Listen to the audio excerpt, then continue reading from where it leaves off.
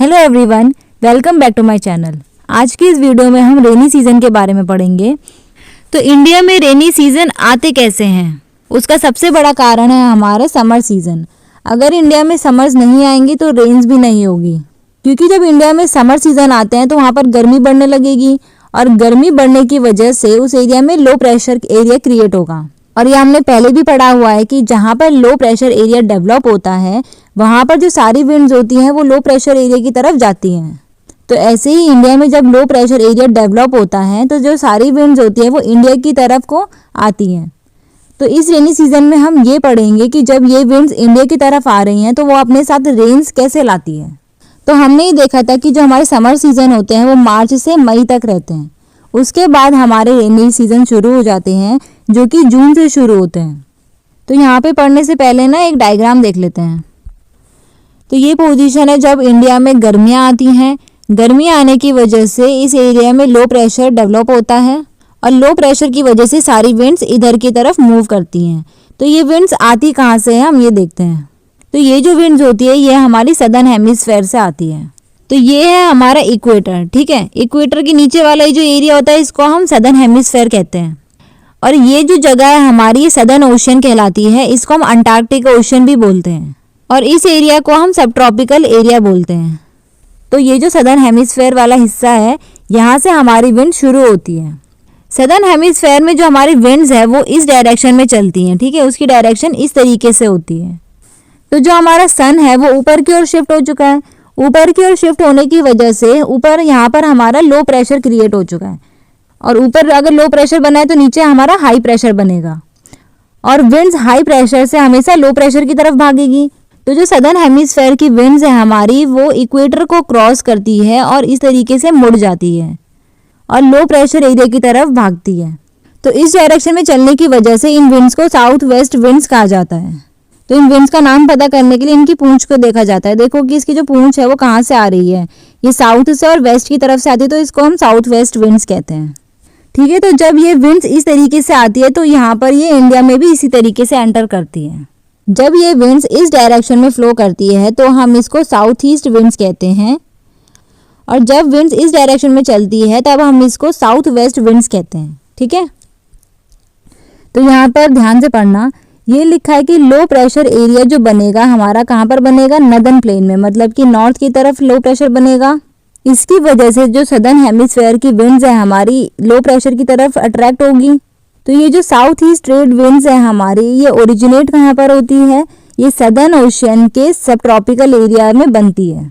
उसके बाद ये इक्वेटर को क्रॉस करती है और साउथ वेस्टर्ली डायरेक्शन में ब्लो करती है और ऐसे ही ये इंडिया में एंटर करती है और साउथ वेस्ट मॉनसून कहलाती है। क्योंकि ये विंड्स जो होती है ये ओशन के ऊपर से आती है और वो जो ओशन होते हैं वो भी गर्मी की वजह से गर्म हो जाते हैं। तो इस वजह से जब ये विंड्स आती है इंडिया की तरफ तो अपने साथ बहुत सारा मॉइस्चर लेकर आती है। ये जो विंड्स है इनकी वेलोसिटी मतलब इनकी रफ्तार बहुत ज़्यादा होती है, 30 किलोमीटर पर आवर। इतनी तेज़ी से चलने की वजह से ये जो विंड्स होती है 1 महीने में ही पूरी कंट्री को कवर कर लेती है, मतलब कि पूरी कंट्री में बारिश करती है, कुछ एक्सेप्शन को छोड़कर। जैसे नॉर्थ वेस्ट वाले इलाके में, राजस्थान गुजरात वाले इलाकों को छोड़ दो तो ये पूरी कंट्री में बारिश करती है। जैसे ही ये विंड्स इंडिया में एंटर करती हैं तो ये पूरे के पूरे वेदर को चेंज कर देती हैं। तो ये जो विंड्स है हमारी वो इस डायरेक्शन से चलती हैं। तो जब ये विंड्स इंडिया से टकराती हैं तो इंडिया के इधर साइड पर क्या है हमारे वेस्टर्न घाट्स। तो वेस्टर्न घाट के होने की वजह से जो ऊंचे पहाड़ हैं ये विंड्स को रोकते हैं और आधे से ज़्यादा बारिश यहीं पर हो जाती है। तो जिधर साइड बारिश होती है हम उसको विंडवर्ड साइड कहते हैं और जो पहाड़ों के दूसरे साइड है वहाँ पर बारिश बहुत कम होती है, उसको हम रेन शैडो एरिया कहते हैं। तो ये जो इलाका है हमारा मध्य प्रदेश और महाराष्ट्र का, यहाँ पर बारिश कम होती है। तो इंडिया में सबसे ज़्यादा बारिश होती है हमारी नॉर्थ ईस्ट वाले इलाकों में। नॉर्थ ईस्ट में भी हमारी जगह मेघालय है, मेघालय में मौसिनराम है, वहाँ पर सबसे ज़्यादा बारिश होती है। और अगर हम ईस्ट से वेस्ट की तरफ जाएं तो बारिश जो होती है वो कम होने लगती है। और इस इलाके में जहाँ पर राजस्थान गुजरात वाला कुछ पार्ट है यहाँ पर बहुत कम बारिश होती है। तो ये लिखा है कि जो विंडवर्ड साइड होती है हमारे वेस्टर्न घाट की, वहाँ पर बहुत हैवी रेनफॉल होती है, कम से कम 250 सेंटीमीटर तक। और जो हमारे रेन शेडो एरिया है जैसे दक्कन प्लेट्यू, मध्य प्रदेश, यहाँ पर बहुत कम बारिश देखने को मिलती है। तो सबसे ज़्यादा बारिश हमको नॉर्थ ईस्ट वाले पार्ट में देखने को मिलती है।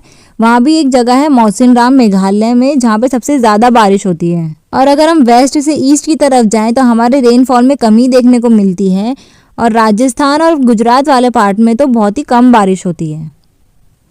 रेनी सीजन का एक इम्पॉर्टेंट फिनोमिना होता है जिसको हम ब्रेक्स इन रेनफॉल कहते हैं। इसका मतलब होता है कि कभी बारिश आती है और कभी रुक जाती है। ऐसा तो होता नहीं है कि पूरे महीने भर कंटिन्यूस बारिश होती रहती है, बारिश कभी आएगी और जाएगी।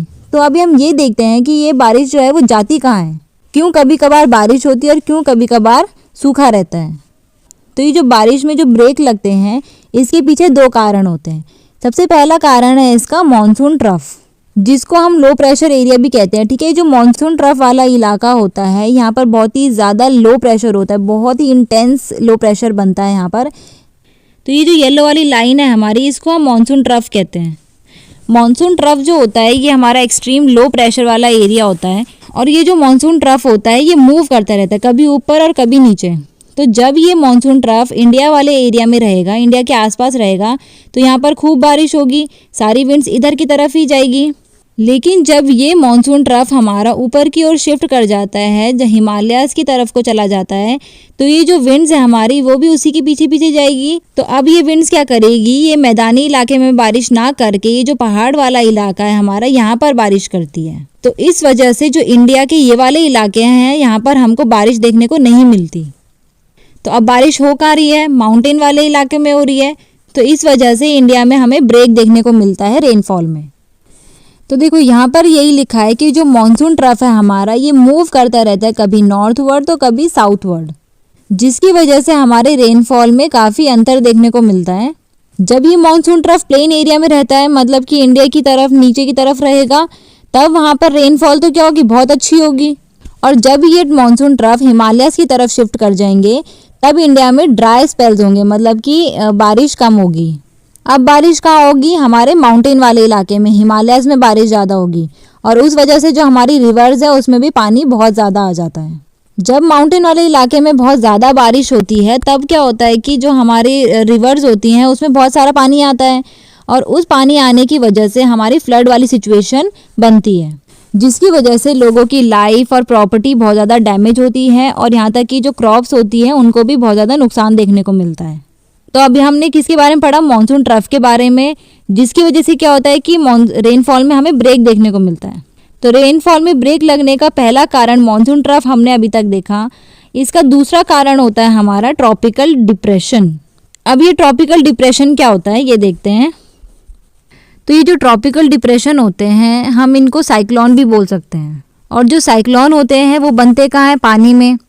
तो इंडिया में साइक्लोन कहाँ बनते हैं, ये जो बे ऑफ बंगाल वाला इलाका है यहाँ पर हमारे साइक्लोन बनते हैं। ठीक है, तो अब हम देखते हैं कि ये साइक्लोन बनते कैसे हैं। तो जब गर्मियाँ आती हैं तो ये जो हमारी धूप है ये सिर्फ ज़मीन में तो नहीं पड़ती, हमारे पानी में भी पड़ेगी।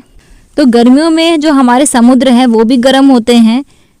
तो समुद्र के गर्म होने की वजह से जो उसके ऊपर की हवा होती है वो भी गर्म हो जाती है, और जो गर्म हवा होती है वो ऊपर की ओर उठती है। अब नीचे वाले एरिया में क्या होगा, लो प्रेशर एरिया डेवलप होगा। अब जो हवा होगी वो हाई प्रेशर से लो प्रेशर की तरफ भागेगी, मतलब कि अब हवा इस तरीके से मूव करेगी, और ऐसे ही ये गोल गोल घूमते रहते हैं और साइक्लोन डेवलप होते हैं। तो ये साइक्लोन बनने की वजह से जो इंडिया की रेनफॉल है उसमें ब्रेक कैसे लगता है। तो ये जो साइक्लोन होते हैं ना ये भी क्या करते हैं, ये जो मानसून ट्रफ है इसको फॉलो करते हैं। जहाँ पर ये मानसून ट्रफ जाता है वहीं पर ये साइक्लोन भी चले जाते हैं। तो जब ये मानसून ट्रफ इंडिया के आसपास वाले इलाके में रहता है तो ये जो साइक्लोन क्या करते हैं, ये इसकी तरफ ऐसे मूव करते हैं, और जो आसपास की विंड्स होती है ना इसकी, ये इंडिया में ऐसे एंटर करके बारिश करती है।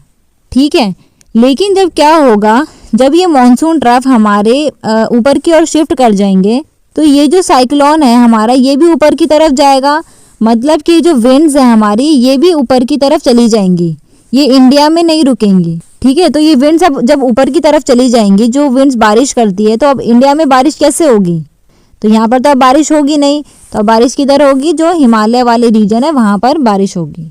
ठीक है, तो ये भी एक रीज़न होता है रेनफॉल के ब्रेक का। तो ये जो डिप्रेशन होता है ये बे ऑफ बंगाल में बनता है और monsoon trough of low pressure, जो मॉनसून ट्रफ होता है ना उसको ये फॉलो करता है। मतलब जहाँ पर मॉनसून ट्रफ जाएगा वहीं पर ये डिप्रेशन भी जाएगा। ये जो मॉनसून होते हैं ये अनसर्टेन होते हैं, मतलब कि इनका कभी कोई भरोसा नहीं होता, कभी ये आते हैं कभी ये नहीं आते। किसी इलाके में बहुत ज़्यादा बारिश करेंगे, कभी ये 2 महीना रहेंगे, कभी ये 3 महीना। तो ये जो रेनी सीज़न होते हैं हमारे बहुत ही अनसर्टेन होते हैं। किसी पार्ट में ये बहुत ज़्यादा हैवी रेन करते हैं, फ्लड आ जाती है और कहीं कहीं पर इनकी वजह से सूखा रहता है। इनके आने जाने का टाइम रेगुलर नहीं होता, ये कभी भी आ जाते हैं और कभी भी चले जाते हैं, जिसकी वजह से जो हमारे कंट्रीज़ के फार्मर्स हैं उनको बहुत ही ज़्यादा इफेक्ट होता है इस चीज़ से। जो फार्मर्स रेंज पर डिपेंड होते हैं, अगर बारिश नहीं आएगी तो उनकी फसल ख़राब भी हो सकती है, क्योंकि इंडिया में कई सारे ऐसे फार्मर्स होते हैं जो कि सिर्फ रेन पर डिपेंड करते हैं। अगर टाइम से बारिश आ जाती है तो ठीक है, अगर नहीं आती तो उनकी फसलें ख़राब भी हो सकती हैं। तो that's it for the today's video. आज की इस वीडियो में हमने रेनी सीजन को कवर किया। आई होप आपको समझ में आया होगा, और अगर आपको कहीं पर भी कोई भी डाउट है तो आप मुझसे कमेंट सेक्शन में पूछ सकते हैं। Till then take care and subscribe to my channel and thanks for watching.